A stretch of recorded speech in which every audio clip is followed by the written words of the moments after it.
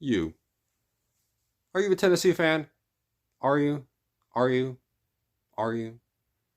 Well, I feel sorry for you because I am too. And a lot of things haven't gone our way in the years of being Tennessee fans. And this video is just meant to kind of just just overlay the things that we've had gone against us in our years, which is a lot. But we have a top 10 that I've created in my lifetime of the biggest moments that has gone against us, biggest games has gone against us throughout the years. What's funny about this is actually extremely ironic. I had like this video entirely made and everything, and while trying to come up with a little bit more storage to actually be able to download the video and post it, I accidentally deleted the original film, which is kind of ironic when it relates to this video, talking about I had something really, really good I feel like I made, and most, like I have like the extra clips and everything, but the actual video part is not downloaded because I actually deleted it. So I have to remake the video. So we're here now trying to discuss it. I like the video too, but hopefully this is still close enough to, hopefully you enjoy it. That's what I'm trying to say. But I was talking to my parents, and my dad's a Bama fan. My mom is a Tennessee fan. And we're kind of asking them, I was asking them, what is the worst heartbreak for a Tennessee loss you've seen in your lifetime? And my dad said LSU versus Tennessee SEC Championship 2001. That was horrible. It was a Nick Saban-led team. Tennessee had a chance to make the national title game, and it didn't happen. He was talking about he went bowling and with his like church group, and it was just a depressing night. Makes sense. My mom was the same year against Georgia. Georgia was down by like 4 against Tennessee. Tennessee had a great screenplay to get a touchdown out of it. Stadium was crazy. A few plays later, Georgia gets a touchdown, like an 8-yard touchdown. Pass over the middle, has like the great announcer call from Georgia and all that. But there are some honorable mentions for this before we get into this. Number one of the honorable mentions, Purdue versus Tennessee. Purdue versus Tennessee. That one, we could not tackle that day for the life of us. I mean, we tried our hardest, I guess, but like we had guys just run through everyone with ease. It was not hard for them at all to do so. And then Jalen Wright had a touchdown that was clearly a touchdown that we got screwed out of because the refs called it short, called it early for who knows why. He tried to say his knee was down or something. His knee was not down, and they tried to call him down. I don't understand that. That's what happened, though. We got screwed that game. Another one, Bama versus Tennessee 2023, last year. Go back last year, about a year and a half ago, and think about halftime of that game. Me and my mom jumping up and down, 13-point lead. Doesn't that sound good? 13-point lead sounds really good until we realized that the second half we got shut out. 27-0 in the second half. Felt very bad about that game. Very much a lot of heartbreak because you had it. You had it in your hand. It was in Tuscaloosa. It was the biggest lead we've ever had against a Saban team at his place, and it slipped through our fingers tremendously. And strip sack. It was in slow motion. It was in slow motion. Just boop, touchdown. It was pathetic. It was very saddening. And then you have Tennessee versus BYU of 2019. Jarek Arrettano. I know a lot of people try to feel better for the guy, especially after like everyone's trashed on him throughout the years. But let's not forget, there's a lot of reasons why we trashed on him. The guy sucked that game. I think he's the main reason why we lost. You can argue because if we just let Zach Wilson have an 80-yard pass for no reason at all, that's very important about that too. But Jarek Arrettano was pretty bad too throughout the entire game. Horrendous actually throughout the entire game. They only scored because BYU got the ball inside good territory because of Jarek Arrettano. The guy sucked, but kept him in for only God knows why. And yeah, so let's jump to the top 10. We have a tie for the number 10 spot. 2016, number 10. 2016, Alabama versus Tennessee. That game, wow, that was trash. General Neyland was rolling in his grave about that game. That game was so bad. Ranked ninth in the country, you had to either split against A&M or Bama, win one of those that was possibly for the playoff, and both didn't go our way. And this one was horrible. They scored pretty much every single time they touched the ball. Once they scored, they never stopped scoring. And they had like 3 touchdowns that weren't offensive. Jalen Hurts had a really good game. They ran the ball through us. But Eddie Jackson had a touchdown. You had some other stuff happen. That a screen pass went for a touchdown that they caught instead of our guy. It was just a bad game all around. It was horrible. As a Tennessee fan, ranked 9th in the country, this was our big chance. Manning was at the game. Bad. One of our worst beatdowns of the entire 15-year streak that they had against us. And then you got the other tied for number 10, Oklahoma versus Tennessee. 2015, different type of situation. We got up by 17 in that game. Up by 17, loud crowd, Baker Mayfield, all that going. First career road start for the guy. The guy is supposed to be flustered, but instead just leads his team calmly down the field in the fourth quarter like this was supposed to be a normal thing for a quarterback to do. And Sterling Shepard balled out. Tennessee still had chances to stop them. It just didn't happen. We scored in overtime. They scored in overtime too. They scored again in overtime. And immediately whenever we got the ball back in second overtime, Josh Dobbs just threw an interception. Because that's what Josh Dobbs liked to do a lot. We'd look back at Josh Dobbs and think very fondly of him. Again, I'm wearing his jersey, actually, but we think very fondly of him. But there was a lot of times Josh Dobbs would make us scratch your head. And it was at the worst time imaginable because we don't need turnovers with overtime situations or last minute situations. It's just not a good recipe for success. It's really not. And he did it a lot. We love the guy, but good gosh, he did that a lot more than he should have. Number 9, where were you whenever Georgia State beat Tennessee? Where were you? If you're at the game, I feel sorry. They should have refunded the entire stadium. 5-7 prior year Tennessee is at home opening game against 2-10 prior year Georgia State, and they get ran through. They got plowed like an ox through a cornfield. It was so bad. Just watching this defense, just decrepit, and just let them run through. We ran into each other rather than the offensive guys. It was pathetic. It really was. Jarek Artano didn't play a great game, but he's not the reason why we lost. We allowed 38 points to Georgia State. You understand how bad that is? They're 2-10 the year before. That's horrible. That's beyond bad. That was laughable across the entire country. We were the laughingstock, and then BYU happened the next week. And we were like, let's just pack up this season. We went 7-5 that year. Shockingly. I still don't know how we went 7-5 with that. Again, still lost to Georgia, Bama, and Florida pathetically. But, yeah. What else did you expect? Number 8. Tennessee, Bama. Again, that comes up again. This is going to come up, I think, a couple times on this video. 2015. Aaron Medley. I don't like you. I really don't. I really don't. I try to find a place in my heart for love for this guy. I know God tells us to love everyone and like our neighbor and as ourselves. But guess what? Some people it's tougher to love than others, and Aaron Medley's on that list of tough people to love. He was so bad this game. He was so bad. It was pathetically bad. I say pathetic a lot, so you're going to get a lot more of that word. It was horrendously bad. He went 0 for 4, 0 for 3 technically, but one of the kicks he had, Nick Saban iced him for. He missed, and then missed even worse on the second try. Horrible. Like, terribly bad.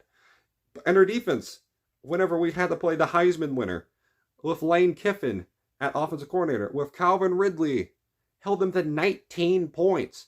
One of the best defensive performances we had the entire year. Played great that pretty much the entire game. Joshua Dobbs had bad interceptions. Aaron Medley missed a lot of field goals. And we just got nothing going. But then Jalen Hurd, out of nowhere, touchdown. Whoa, what happens there? 14-13, 6 minutes to go. We have a situation, 3rd and 6, midfield. If we can get the stop here, it's going to be great. Lobs that baby up. And Calvin Ridley just, gets the first down. Continues momentum. Derrick Henry, touchdown. They get the lead. And guess what happens after that? Joshua Dobbs fumbles. Not really his fault. The guy just got let right by a 22. It was just, boop. And then Robinson just hopping up and down. He got the recovery and sees Saban them happy. And then you have Manning just sat on the bench. Oh, that was a bad game. That was that was a rough one to watch. That was a rough one across the entire state. Butch Jones had a lot of games like that you gave you hope, but very rarely it actually went your way. Very rarely. And that was the problem for so many years. Emotionally scarred in football terms for that. Again, we've had a tough life as Vols fans. I tell you what, again, being born in 2007 was not a good time. Having to deal with Nick Saban the entire time. Then you got Tennessee versus LSU 2010. Was I alive for this game? Yes, I was the age of 3. Do I remember this game well? No. But this game's heavily significant because of one thing can describe this game very well. Illegal participation on the defense. 12 on the field. Yeah. 13 men on the field on the last play of the game. How does that happen? It starts off, Jordan Jefferson's at the ball, like the 2-yard line. They run a play, and then no teams have timeouts. They're trying to rush guys on the field for a substitution. I don't even know why. And Tennessee's like, you know what? Let's get our guys on the field. So they rush their guys on the field to match up personnel-wise. There's 10 seconds left. They're like, what's going on here? Everyone doesn't know what's happening. Then next thing we see, the ball's just flying down the field because the center snapped it. Tennessee falls on it. It's game over, right? No, because they reviewed it, and 13 men were on the field. And because of that, LSU had a free opportunity for a touchdown at the 1-yard line, and bam, they pushed it in. Boop! Touchdown. Game over. Heartbreak across the entire state. Heartbreak. Because he had it. It was a 4-0 LSU team at LSU, and he had problems for years beating LSU. And then it falls through our fingers. Again, like a lot of things, Dooley, closest win he's ever had to a big win, and he just blew it. That in Georgia. But we had a horrendous defense that day. But that's neither here or there. Should have won that game.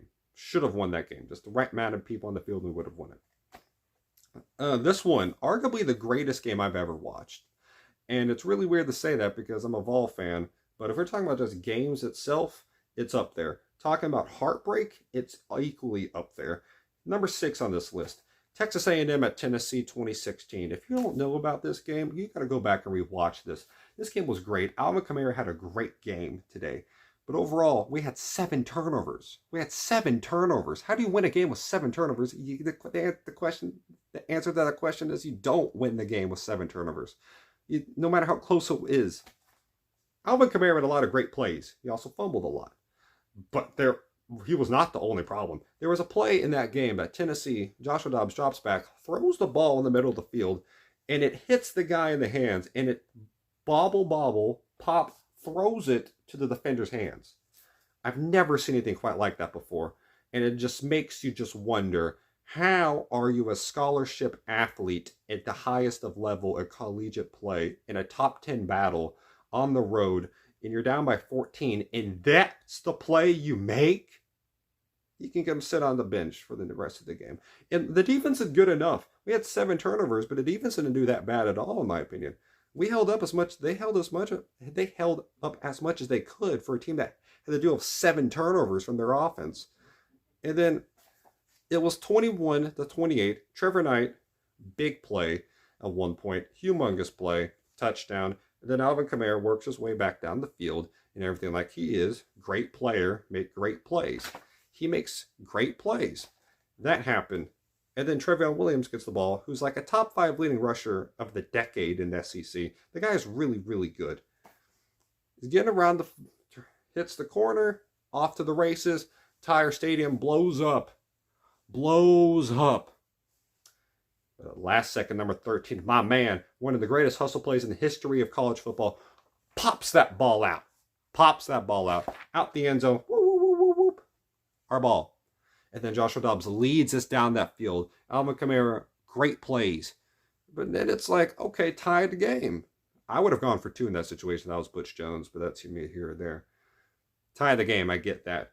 Christian Kirk, Trevion Williams make some great plays, get in the field goal range for the guy, and he completely misses this. Like, this was pathetic. This was badly missed. Way to the left. See those little Vols fans like, whoa! I feel like a team of destiny. We split field goals in overtime. Trevor Knight is like, you know what? I like touchdowns. So he went out and got a touchdown. Joshua Dobbs is like, you know what? I also like throwing the A&M guys. Problem is, that's the defense, not the offense. He threw a pick the first play of the second overtime. That was heavily disappointing. But number 5 on this list. We're in the top 5 now. Again, think about the worst heartbreaks ever as a Tennessee fan. You're like, that's pretty bad. How can it get worse?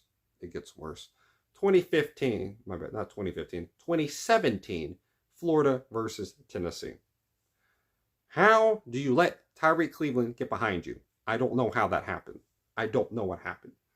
And not like the team, they're not like the same guy who's been killing us years before, Antonio Callaway, who killed us 2 straight years. This guy was suspended for shoplifting. The guy was suspended. So it was like, oh, maybe we can win this game in Gainesville. Nope. Nope. Nope. New guy appears, Tyreek Cleveland, and just takes the show and runs with it.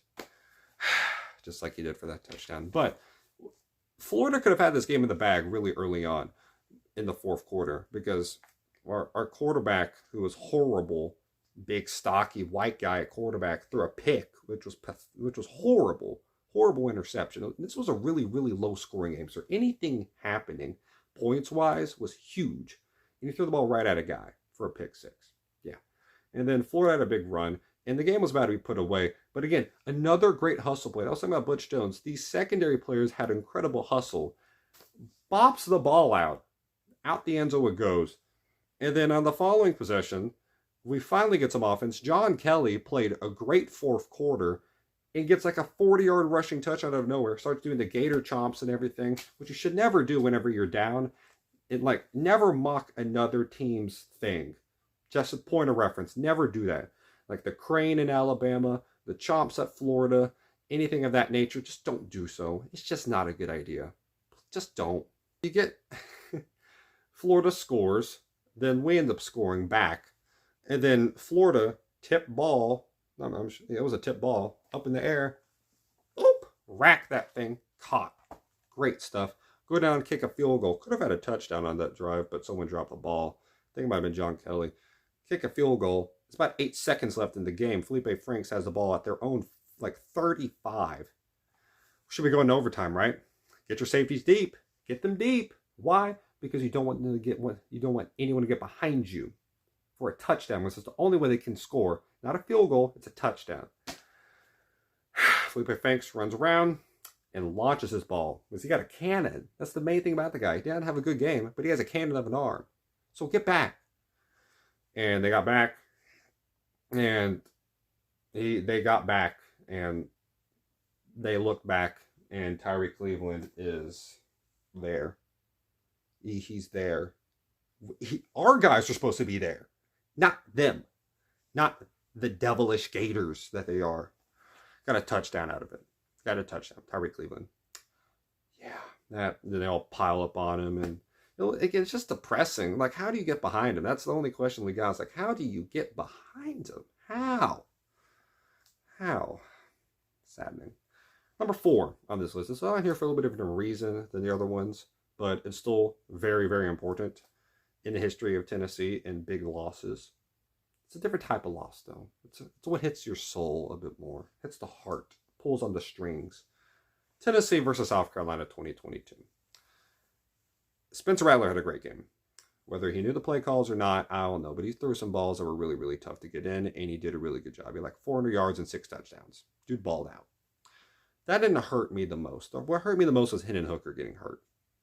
Hendon Hooker getting hurt. My man, Hendon Hooker, the legend, the myth, the beast, the guy that made a lot of people love Tennessee football. 38 people were named after Hendon the following year. And who just names their kid Hendon? I assume it has some relations to Hendon Hooker. At least like one child is named after Hendon Hooker out of those 38. Hendon Hooker, whenever he got hurt, our season ended. Whenever he tore his ACL, our year was done. He should have been a Heisman fan. He should have been a Heisman finalist. Stetson Bennett made it, but also Hendon Hooker was first team all SEC when Stetson Bennett was second.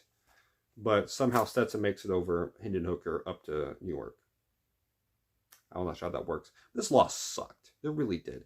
I mean, we had a great year, but to watch Hooker get hurt, that hurt more than the actual loss, in my opinion. Because that guy embodied what Tennessee football in this new generation was. Throw that ball around, sling it around, first in points per game. This was a fun offense. Blitikoff winners, Heisman candidates, 1,000-yard rushers. This is what it's going to be built upon. And then just watching that crumble, not seeing that happen at the highest of level, and just seeing that crumble down. And we've not really recovered fully since. I really don't think we have. But hopefully we can get back to that status. But that just was sad. That was a sad loss. It was kind of heartbreaking, but it was just sad to watch him get hurt, bro. That was tough. Now we're in the top three. And at number 3, I was born at this time, but I didn't watch this game because I was like 2 years old. And my mom remembers this, and she hates this moment every single time. My dad loves this, and you can't tell us at this point. It's 2009, Tennessee versus Alabama. Let's set the stage for you. Tennessee is the only team that entire year to hold Bama to no touchdowns. They had 4 field goals, and with about 2 minutes to go, not about 2 minutes, about 1:30 to go, Tennessee is in the red zone. They throw a little drag route, get a touchdown on Alabama. Finally gets the touchdown out of nowhere. They've had chances to score before, bad penalties, bad plays. A Mount Cody blocked field goal in the fourth quarter, early in the fourth, has caused Tennessee to only have 3 points. But they finally get a touchdown. And now they have an onside kick. And this is at the time you could just stack everyone on the one side on the field and just hope for the best, which I wish you could do that still. Isn't that fun? And the ball, Bama guy just misses it. And it just lands in the Tennessee guy's hands. And the bench erupts. It erupts. It goes wild. And then Tennessee gets the ball and is like, let's do something with this. False start, but then 20-yard play. Middle of the field up to like the 28-yard line. Great situation. 50 seconds to go. Maybe we can get some more yards. No. They ran like one more play in 50 seconds of time. Spike, field goal. That's okay, right? Because Mount Cody already blocked the field goal earlier.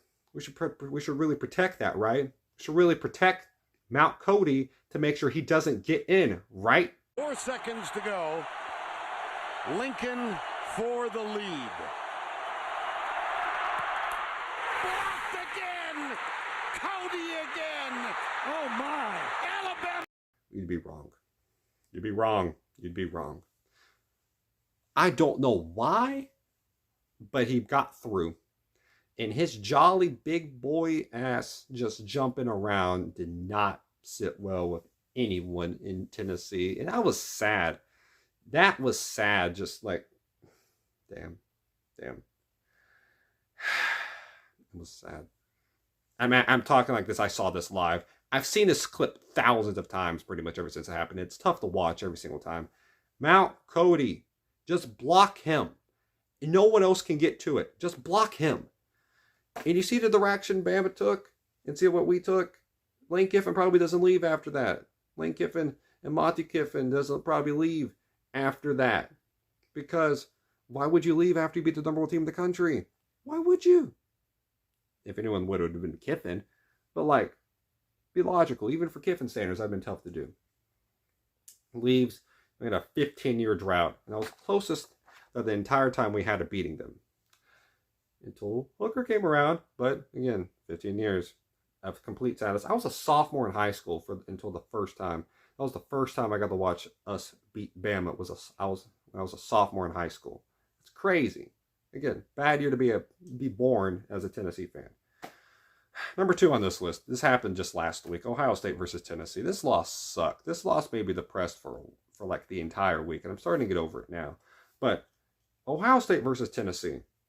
21-0, really, in the first quarter. After all that trash we talked, we showed up to the game shirtless, and now we can't score, and now we just let them score? Okay, buddy. Let's see what happens. We got something in the second quarter to work. Some officiating things went our way. It's 10-21. You come out the second half. Let's do something good. It's 3rd and 7. Let's get a good pass play. Nope. Speed option, right side. Why not? Let's just mess around and try that out and just see what happens on the short side of the field. And we get sacked and get tackled immediately because their linebackers are faster than John Campbell. Because John Campbell's not that fast. And why do you run it to this side? I don't know. Especially on 3rd down. Dylan Sampson's hurt most of the game. It's not like you have your Heisman candidate or Heisman Like, yeah, candidate running back there, it's Payne Lewis. He's not bad, but he's not Dylan Sampson. Ohio State goes on to score, and then again, and then again, and then 14-17. I mean, like 17 points. 42-17 is the final score. That was depressing, man. That was rough. That was really, really rough. Just sit back, because again, in life, again, you talk about like the other stuff, like the regular season, or you miss out on the playoff because of this. It's like, well, you already made the playoff. How can this be so heartbreaking? It's not how high you get in life. It's about the expectations you set. If your expectations are really high for something and it drops really far, and the bar and the importance of this game was, the importance, whatever it is really high, then the disappointment is going to be even higher. Unless it's something catastrophic happens to a very basic situation that goes against you. Usually the higher you build the expectations of something, and the higher the stakes the thing is, and the worse the outcome happens, the worse it feels. Like, even though we went 10-3, this loss hurts more than the Georgia State loss. Even though that was a worse team we lost to, we had nowhere near the same expectations for that team than we did for this one. And also, we didn't get blown out that game. We got blown out this one on the road. And they were making fun of Dolly Parton too. How dare you, Satanist. But the nuts, again, go Ducks on Wednesday. But again, there you go. Who am I to judge, though? Who am I to judge? Number one. This one hurts me. Hurts me a ton, actually. Yeah, for 9 years, I didn't watch this game. 9 years I didn't watch this game. And I cried. I almost cried. Didn't cry. Got teary-eyed the first time I rewatched this. 2015, number one on my list. Tennessee versus Florida. We had a 13-point lead at half. 13-point lead at half. Joshua Dobbs was balling out, too. He had a pretty good day. He led us on passing, rushing, and receiving this game. What else do you want him to do? He's not Taysom Hill. The guy is not supposed to be doing all this. This guy is a jack of all trades this day. He didn't have a lot of big mistakes either. He had one really bad fumble, though, that changed the tide of this game. Ugh, that was bad. We had cool trick plays and stuff. Like, this game was fun. This game was going in our favor. But they were 5 for 5 on fourth down. 5 for 5. How? How are you 5 for 5 on fourth down? You feel like at one point he would just mess up. At one point, how do you have them give him 5 different situations to go for it on fourth down? If you don't make them have a long fourth down at one point, Tennessee, like, really? Come on. Do something better. It was bad. But we still had a 13-point lead in the fourth quarter. Just one stop and we do it. And then they get 2 fourth down conversions on the same drive. And then Tennessee gets the ball back and it's like, okay, let's do something now with it. Let's do something now. Please. Please. And they ran the ball 3 straight times. I don't know why. I really, really don't. That's not a time to go conservative. You are aggressive. You're assertive at that time. No, apparently not. Because that's not Butch Jones' style. He was never aggressive. He would take risk, but whenever it came to big time situations, he was always conservative, and I don't know why. 4th and 13. We had a chance to get a stop. They were 4 for 4 heading this point on fourth down. But it's 4th and 13.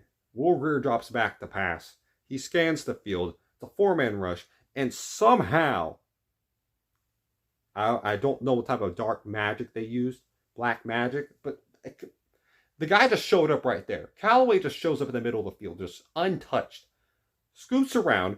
And Brandon Powell, out of nowhere, because the guy's probably going to get knocked out of bounds, just takes out 2 of our players. Out of nowhere. Nowhere. Pops out, knocks him out the way. Off to the races. Touchdown, Antonio Callaway. Talking about the entire state of Tennessee falling down to their knees. To their knees after that happening. Just like, why again? Why? Because the year before we had a tough loss too. It was the toughest loss Butch Jones said of his career. This one was worse. This one was really bad. It was really, really bad. So that happened. And it's like, you know what? We still have a chance. But that was heartbreaking. And Joshua Dobbs makes a good pass. Again, that's why he be aggressive when he actually can be. Gets a good pass out of Kamara. Bad clock management. But it leads to us having a 55-yard field goal with Aaron Medley. He winds up to kick this thing. He missed the first one, but it was, again, iced. Again, he missed it completely right. But, again, iced by their coach of Florida. And Medley's up to kick. And for the win.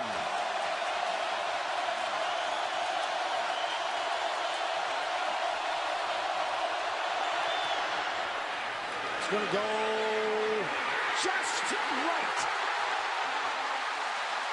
He had the distance. The streak is at 11. This is the, like, barely missed by this much.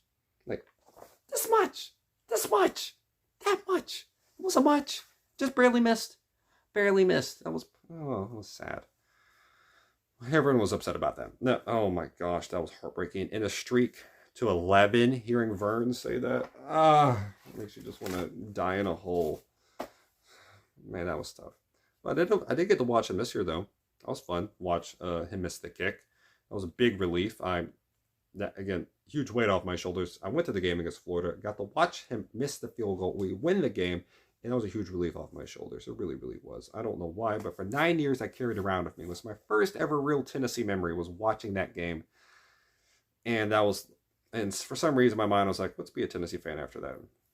Luckily I didn't pick the Bama route. I don't know what I would have done to myself if I was a Bama fan. But Tennessee. There's a lot of reasons not to be a fan, but if you stuck around all this time, thank you. Thank you. We, as Vols, we're loyal. We're a very loyal bunch. I don't know. Like, I don't know why we're here. I don't know why we stay, but we do.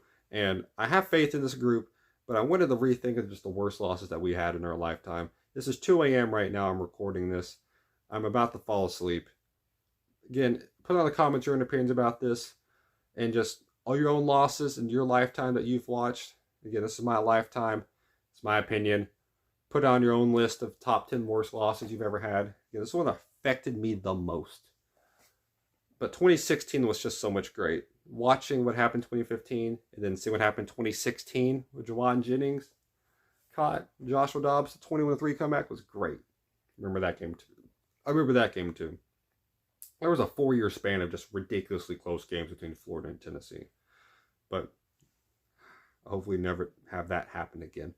But let's beat them at the Swamp this year. That's my New Year's resolution. Beat Florida in the Swamp to end off the year. Wouldn't that be great? But put out a comment your own opinions about this. It's kind of a longer video, but actually the first recording was even longer, so this one's kind of a little bit more shortened. I knew the clips I was going to put in this time, not heading in. With the other recording, I had no idea what the clips I was going to have. This time, I know. So, hope you all enjoyed this. Hey, I don't really ask for this, but if you want to subscribe, you can. It will show. I'll put a like, comment, again, subscribe. It shows that these content stuff is kind of like, I enjoy making this stuff, these longer videos, but show interest if you like this stuff so I know and I make more. That's kind of how that works. Thank you for watching. Hope you have a great day, y'all. Stay safe, go Vols, and remember, God bless y'all.